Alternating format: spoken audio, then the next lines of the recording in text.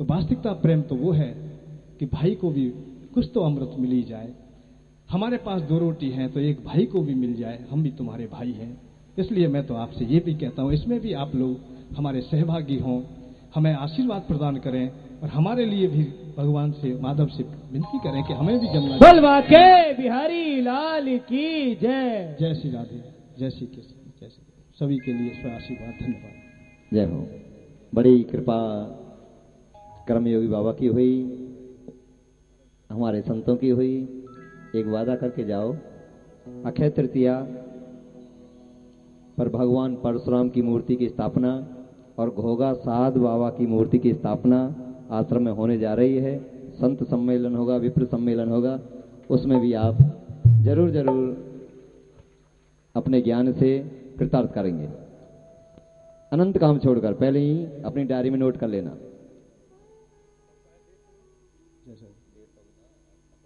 अच्छा अच्छा, देखिए महाराज जी, आपका प्रेम है यहाँ तक आए और हमारा तो भगवान श्याम सुंदर से और मेरे इष्ट हनुमान जी से भी मेरी ये प्रार्थना है कि आपको हर प्रकार से चारों ओर से सुरक्षा और आशीर्वाद प्रदान हो।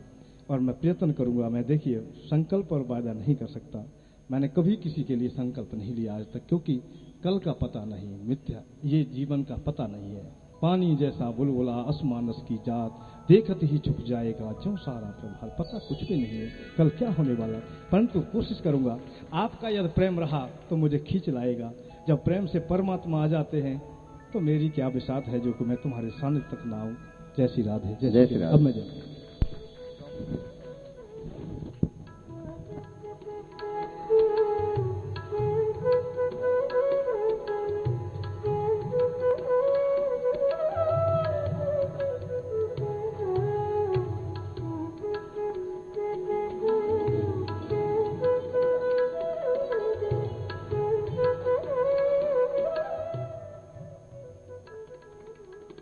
मधुरे मधुरे नाम सीताराम, जय सीताराम। मधुरे मधुरे नाम सीताराम, जय सीताराम। मधुरे मधुरे नाम सीताराम, जय सीताराम। मधुरे मधुरे नाम सीताराम, जय सीताराम।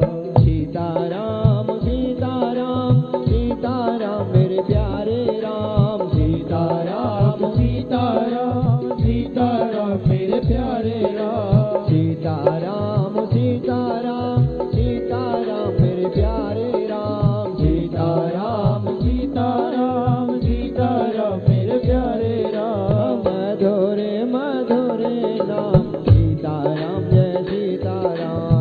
मधुरे मधुरे नाम सीताराम, जय सीताराम। मधुरे मधुरे नाम सीताराम, जय सीताराम।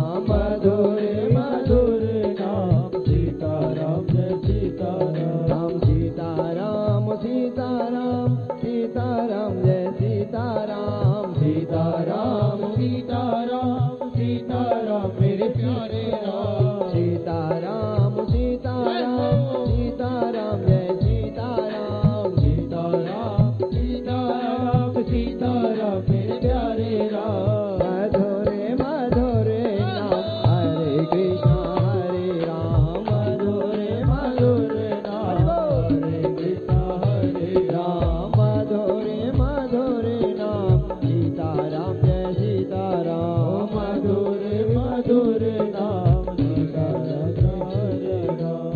हरे कृष्णा हरे राम, हरे कृष्णा हरे राम। हरे कृष्णा हरे राम, पतित पावन सीताराम।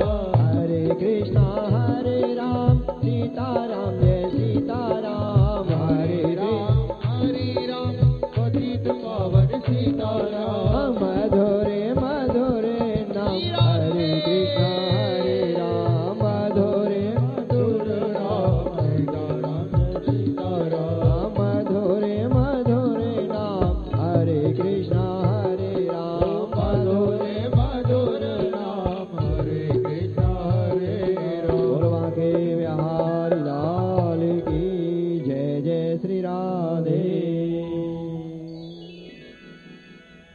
कल्पितरुलगरुतां फले सुखामृत संयुतां पीबितं भागवत रसमाल्यं रसका भूभावुका नारायणं नमस्कृतं नरे चैव नरोत्तमां देवी सरस्वती व्यासो ततो जय मुदीरेत।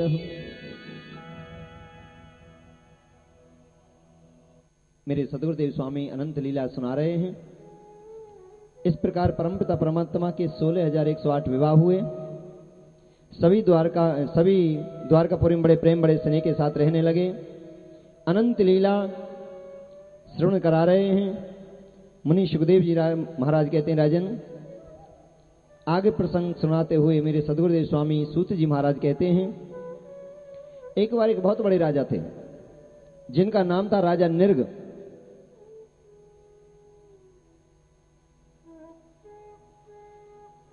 आकाश के जितने तारे हैं, धूल के जितने कण हैं, घास के जितने तिनके हैं, इतनी गौ राजा रहुगण ने दान की।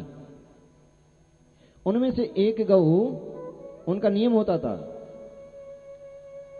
जैसे एकादशी है, दीपावली है, होली है, मकर संक्रांति है, दशहरा है, रक्षाबंधन है, अक्षय तृतीया है, बच्चे का जन्मदिन है, हाँ, तो गौदान करते थे, ज्यादा से ज्यादा गौदान करते थे। एक दिन किसी विप्र को 1100 गौ दान दी और उनमें से एक गौ वापस और गौशाला में आ गई। राजा को पता नहीं लगी। राजा ने वो गौ दूसरे ब्राह्मण को दान कर दी। दोनों ब्राह्मण लड़ते लड़ते आए, राजन ये गौ तुमने मुझे कल दान दी थी कि राजन मुझे तो अभी दान दी है। लड़ने लगे। छोटे बड़े की लड़ाई में कि अगर मैंने ये गौ नहीं ली तो मैं छोटा रह जाऊंगा, मेरी बात खराब हो जाएगी। दोनों विप्र हट पड़ गए। राजा ने कहा, एक गौ के बदले आप 1000 गौ ले जाओ, लाख ले जाओ, पर आप मेरे यहां से संतुष्ट होकर जाओ। दोनों ने ये शर्त रखी कि राजन गौ चाहिए तो हमको यही चाहिए। वापस चले गए। अंतिम समय आया। यमराज जी महाराज ने कहा, आपने बहुत पुण्य किए हैं, इसलिए आप स्वर्ग के अधिकारी हैं, परंतु आपसे एक अवगुण भी हो गया है। क्या? कि आपने दान देकर दान लेकर फिर दोबारा दान किया, इसलिए आप नरक के भी भोगी बनेंगे, नरक भी जाना पड़ेगा। बताओ, आप स्वर्ग जाना चाहते हैं या पहले नरक जाना चाहते हैं? राजा रघुगण कहने लगे यमराज जी महाराज से, महाराज पहले मुझे नरक ही भेज दो, मेरे पाप कर्म कट जाएंगे। उनको गिरगिट की योनि प्राप्त हुई। गिरगिट की योनि प्राप्त हुई और वो गिरगिट भगवान कृष्ण का एक बहुत बड़ा तालाब है, बाग है, बाग में कुआं है और कुएं में उसको योनि प्राप्त हो गई। एक बार भगवान कृष्ण के पुत्र शिकार खेलने की भावना से अपने बाग पर पहुंचे, कुएं पर पहुंचे। जैसे ही पानी पीने के लिए कुएं पर गए तो देखा उसमें बहुत बड़ा एक जीव पड़ा हुआ है। उसको निकालना चाहा, नहीं निकला। अपने पिता भगवान कृष्ण के पास पहुंचे, पिताजी हमारे बाग वाले कुएं में बहुत बड़ा जीव है, उसे निकालो। भगवान अंतर्यामी सबको जानते हैं। जैसे ही अपने तीर से उसको निकाला, उसने देव रूप धारण कर लिया। भगवान के धाम से विमान आया और विमान में बैठकर भगवान को नमन करते हुए चलने को तैयार हो गए। भगवान ने कहा, भैया आप कौन हैं, कहां से आए, कहां जा रहे हैं, कोई अता पता, कोई फोन नंबर, मोबाइल नंबर कुछ तो बताओ। कि आए और चल दिए। पार्षदों को निवेदन किया कि थोड़ा रुकिए। देव योनि में जो थे उन्होंने बताया कि राजन प्रभु, मैं पहले बहुत बड़ा राजा था, परंतु मेरे से अपराध हो गया, इसलिए मुझे गिरगिट की योनि मिली और आपका सानिध्य मिलने से, आपकी शरण मिलने से मेरे ये पाप योनि कट गई है और मैं आपके धाम को जा रहा हूं। भगवान कृष्ण ने कहा जाओ। भगवान कृष्ण ने अपने पुत्रों को बैठा लिया और कहा, बेटा देखो, मैं आज तुम्हें बहुत अच्छी बात बताता हूं। ना हमारा ले मन्ने विषय से प्रतिक्रिया ब्रह्मसी विषय प्रोक्तम ना से प्रतिविधि।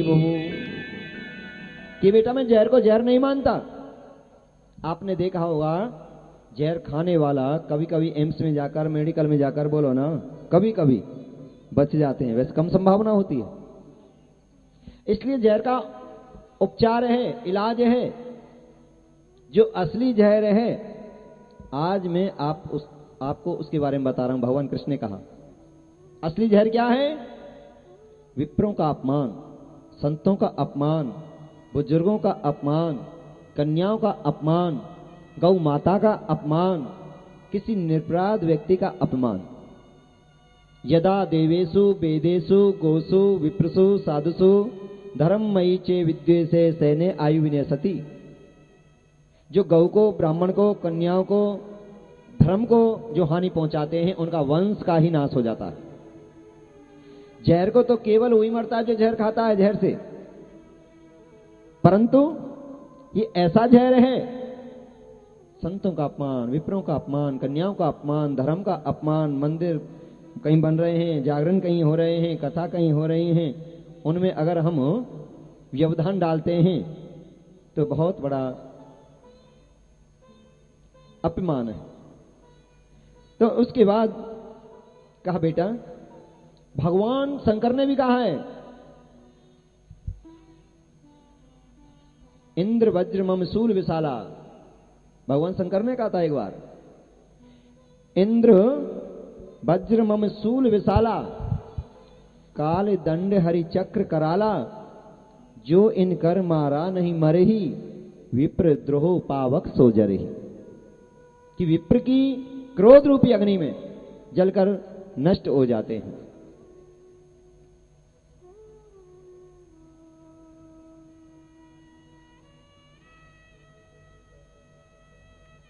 हमारे बहुत बड़े संपादक, झिलमिल पत्रिका के लेखक, विद्वान, ज्ञानी, अनुभवी शंभुदयाल पांडे जी, जय हो, जय हो, जय हो।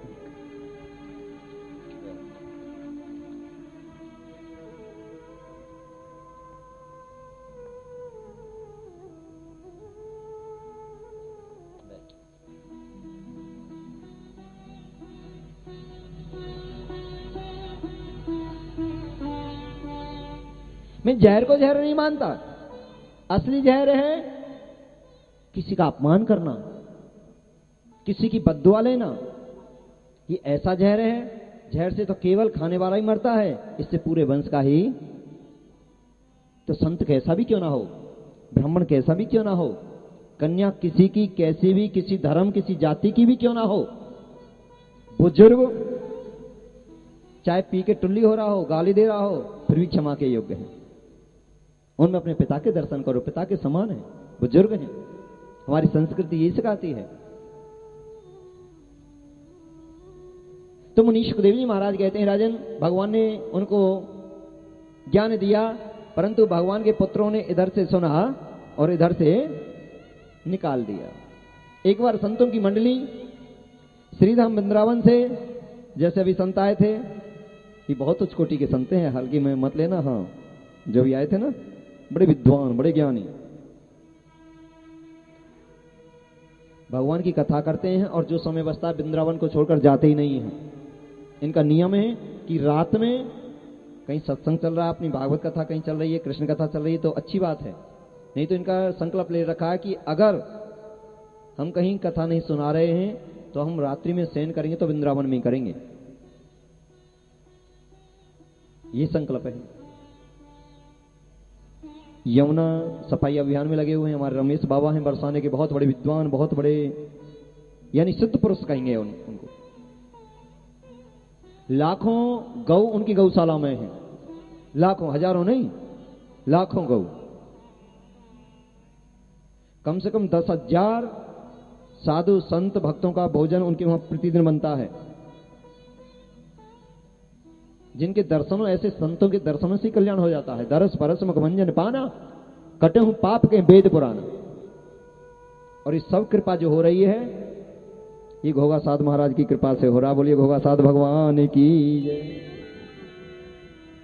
उन्हीं की कृपा से वो खींच रहे हैं। तुलसी जैसी भव्य तविता तैसी मिले सहाय, आपने आवे ताय ते ताय तहां ले जाए।